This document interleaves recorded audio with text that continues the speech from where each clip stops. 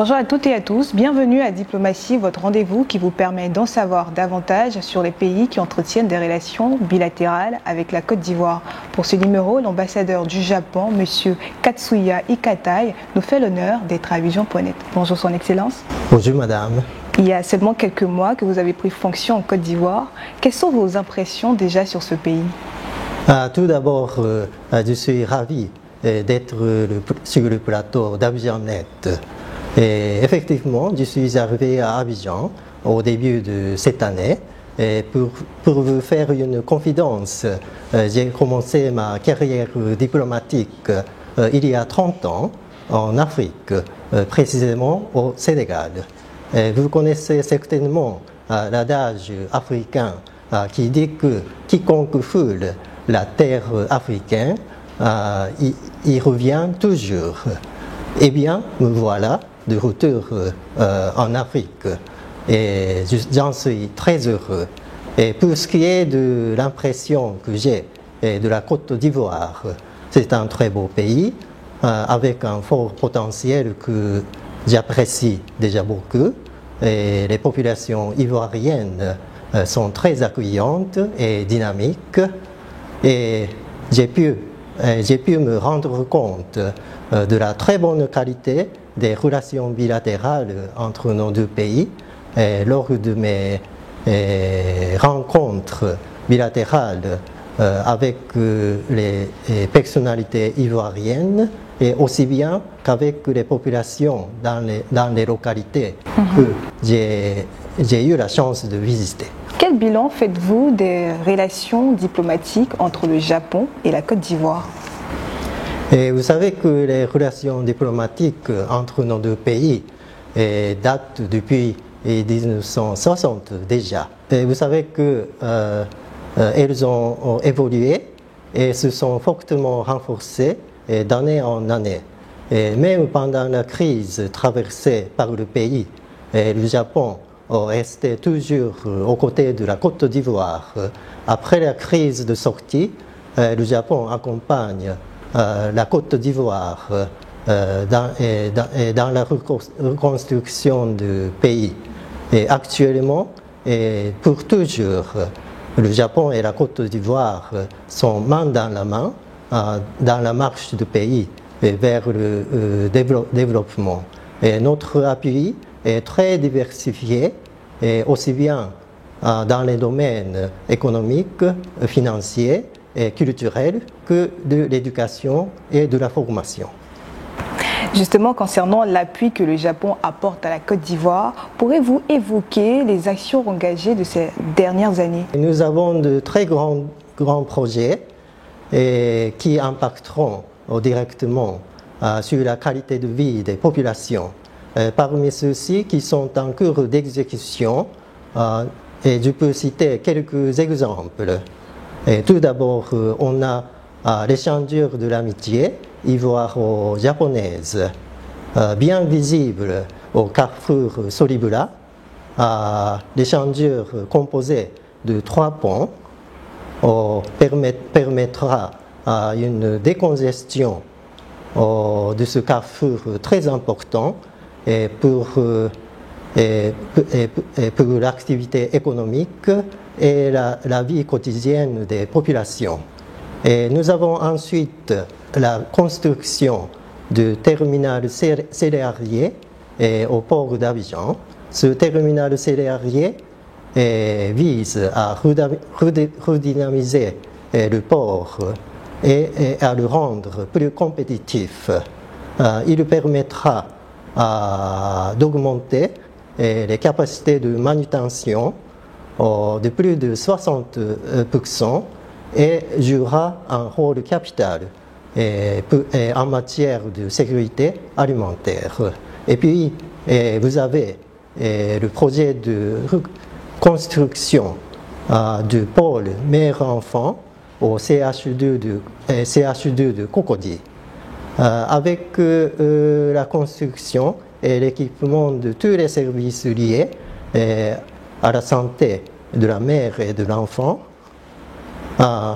il permet, avec l'objectif de ce projet est de réduire les taux de mortalité maternelle et infantile. Il permettra ainsi le CHU de Cocody de devenir un centre médical d'excellence et de référence en la matière. En plus de ces grands projets, nous mettons aussi en œuvre des projets directs locaux, dénommés les projets l'appui aux projets locaux ou l'APL. Et ces APL destinés aux communautés locales leur permettra d'améliorer significativement les conditions de vie des populations. Je vous rappelle que ces APL sont très appréciés par la population locale. J'ai pu le constater lors de mes déplacements à l'intérieur du pays et lors de la cérémonie d'ouverture de centres de santé et d'établissements scolaires. Chaque fois, je suis très impressionné par la grande joie de la population locale, et ceci avec une ambiance très animée. Récemment, la Côte d'Ivoire a mobilisé 15,607 milliards de francs CFA grâce à ses partenariats financiers et techniques à l'issue du groupe consultatif pour le financement de son PND 2021 et 2025. Le Japon s'est-il engagé? Si oui, à quelle hauteur? Effectivement, pour le groupe consultatif pour le financement de PND 2021 et 2025, j'ai eu l'honneur d'y participer personnellement en présentant des perspectives de financement du Japon sur cette période. Et le Japon est pays ami et depuis toujours de la Côte d'Ivoire s'y est effectivement engagé, et nous prévoyons accompagner la Côte d'Ivoire à hauteur de 535 millions de dollars américains sur la période de 5 ans. Et je vous rappelle que le montant que j'ai annoncé ne prend en compte que les projets déjà approuvés et viendront s'ajouter effectivement des projets à venir. Okay. La TIGAD, la conférence internationale de Tokyo sur le développement de l'Afrique, est prévue pour ce mois d'août en Tunisie. Quels sont les enjeux de cette édition? Avant de vous parler des enjeux de la prochaine TIGAD 8 qui se tiendra fin août en Tunisie, j'aimerais vous éclairer un peu ce que représente cet important forum de développement de l'Afrique. Le processus de la TIGAD a démarré en 1993 avec la première édition à Tokyo, dans laquelle j'ai été personnellement impliqué pour l'organisation. Raison pour laquelle que je peux vous dire que la TIGAD, c'est une conférence qui se démarque clairement des autres forums avec l'Afrique dans un format plutôt bilatéral. La TIGAD, elle, est une conférence multilatérale co-organisée par le Japon et le Programme des Nations Unies pour le développement et la Commission de l'Union africaine et la Banque mondiale. C'est donc un forum ouvert auquel participent les pays africains, les organisations internationales et le secteur privé et la société civile. C'est donc une plateforme multilatérale unique en son genre qui prône le partenariat international et l'appropriation africaine. J'aimerais insister sur cette notion d'appropriation africaine. Dès le début de la TICAD, cette notion a été très soulignée par les participants de l'époque. Ils ont fait valoir l'idée que les pays africains devraient eux-mêmes prendre leur développement en leurs propres mains. Et 30 ans écoulés, et depuis lors, du fait leur constat que les pays africains deviennent de plus en plus conscients qu'ils sont maîtres de leur propre destin. C'est ainsi que l'appropriation africaine devient une réalité, et comme c'est bien le cas avec la Côte d'Ivoire. Quelles sont vos attentes par rapport aux entreprises privées en Côte d'Ivoire pour cette édition? Le Japon a toujours considéré qu'il ne peut y avoir de développement économique sans un fort secteur privé. Et la réduction de la pauvreté par la croissance économique est l'un des principes de base du processus de la TICAD. Fin août, en Tunisie, il y aura le Forum des affaires, parallèlement avec les réunions gouvernementales. Le secteur privé est donc très attendu et peut jouer un rôle très essentiel. Et d'autant plus que la prochaine TICAD 8 est d'une grande importance, car elle s'ouvrira dans un contexte de relance économique post-Covid-19 et de défis géopolitiques liés à la guerre en Ukraine. Que devrait attendre la Côte d'Ivoire comme retombée pour cette 8e édition de la TICAD? La TICAD est la boussole de l'engagement japonais en Afrique. Les orientations adoptées pour cela permettent d'aboutir à des projets concrets. Si on prend le cas de la Côte d'Ivoire, les grands projets qui sont en cours d'exécution, dont je viens de vous parler tout à l'heure, ont été discutés au menu des rencontres bilatérales au niveau des dirigeants au sommet lors des précédentes TICAD. Et les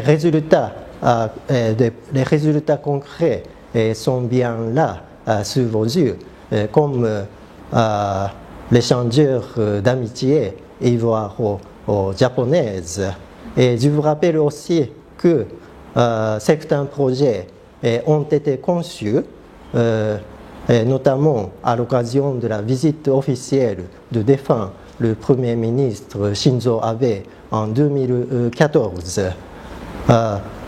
Et cette visite mémorable a fortement renforcé les relations bilatérales entre nos deux pays. Justement, que retient le Japon de son ex-premier ministre Shinzo Abe? Tout d'abord, je voudrais dire sincèrement merci pour vos chaleureux messages adressés au peuple japonais à l'occasion du décès tragique de l'ancien Premier ministre Shinzo Abe. Et à cet effet, nous avons ouvert un livre de condoléances à l'ambassade. De nombreuses personnalités telles que Monsieur le Premier ministre Patrick Ashi, Madame la ministre d'État Kandia Kamara et bon nombre de ministres ont pris la peine de venir à l'ambassade pour y inscrire leur mot de condoléances, ce dont je ne peux que remercier du fond de mon cœur.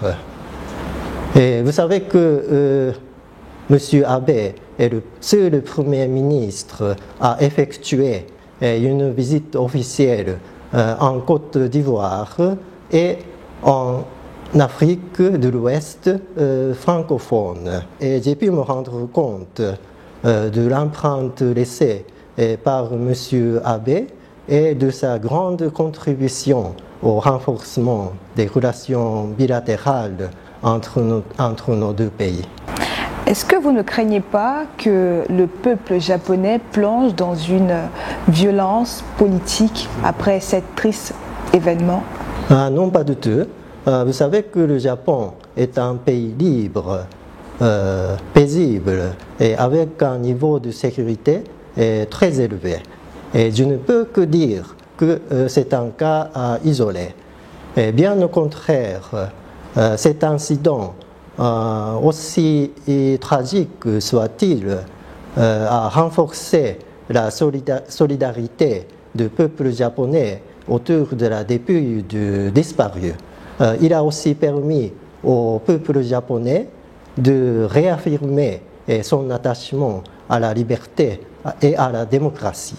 À l'international, quel est le regard du Japon sur le conflit russo-ukrainien qui a des conséquences économiques et sur les pays africains? Et après la crise sanitaire que nous avons connue, cette nouvelle crise russo-ukrainienne n'avait vraiment pas lieu d'être. L'invasion unilatérale russe, contraire aux principes de la Charte des Nations Unies, est une violation flagrante de l'intégrité territoriale et de la souveraineté de l'Ukraine. Et elle a des effets néfastes sur le monde entier, y compris les pays africains. Mais je peux vous rassurer que le Japon se tiendra aux côtés de l'Afrique. Pour preuve, le Japon a récemment approuvé une aide humanitaire d'urgence à hauteur de 200 millions de dollars américains à travers le programme alimentaire mondial pour faire face à la crise alimentaire en faveur de 27 pays africains. Vous avez mentionné précédemment que vos appuis en Côte d'Ivoire étaient diversifiés. Pouvez-vous nous en dire plus sur les domaines autres que l'économie? Effectivement, une de mes ambitions personnelles en tant qu'ambassadeur japonais est de m'investir à l'élargissement des échanges entre nos deux peuples pour que nos deux peuples se sentent plus proches. Et nous avons effectivement déjà des activités culturelles avec l'appui précieux d'Ivoiriens, notamment avec des anciens boursiers de Japon. Et parmi ceux-ci, je peux citer professeur Alban Aoulé, diplômé en économie à l'université de Kobe au Japon. Il est aussi président de l'amicale des anciens Ivoiriens du Japon. Il est la cheville ouvrière d'un réseau de collaboration entre chercheurs japonais et africains sur le plan académique. Et nous avons aussi professeur Guy Cole, diplômé en linguistique à l'université de Tohoku au Japon. Quant à lui, il est le principal artisan de la promotion de l'enseignement de la langue japonaise en Afrique de l'Ouest. Ces deux éminents universitaires ont reçu des distinctions des autorités japonaises pour leur mérite. Et pour le sport, nous organisons les coupes de l'ambassadeur du Japon de judo. Parlons de distinction. En mai dernier, un judoka ivoirien au nom de Aimbo Isaac a reçu des distinctions des autorités japonaises. Qu'est-ce que cela représente réellement? Effectivement, M. Angbo a été élevé dans l'ordre du soleil levant, rayon d'or et d'argent, une des hautes distinctions japonaises jamais décernées à un athlète ivoirien. Depuis plusieurs décennies, il a beaucoup contribué au développement du judo en tant qu'athlète olympien, encadreur de l'équipe nationale et le président de la Fédération ivoirienne de judo. Sous sa gouvernance, le nombre des judokas ivoiriens est passé d'environ 300 jusqu'à plus de 3000. Il a co-organisé aussi les coupes de l'ambassadeur du Japon de judo, mais aussi la coupe Abe lors de la visite historique de défunt le Premier ministre japonais Shinzo Abe en janvier 2014.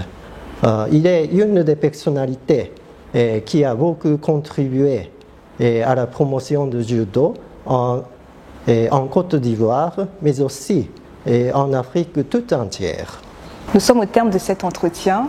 Un message pour nos internautes? Je suis très ravi d'être invité sur le plateau d'Abidjan.net. Je vous remercie infiniment pour l'accueil chaleureux que vous m'avez réservé.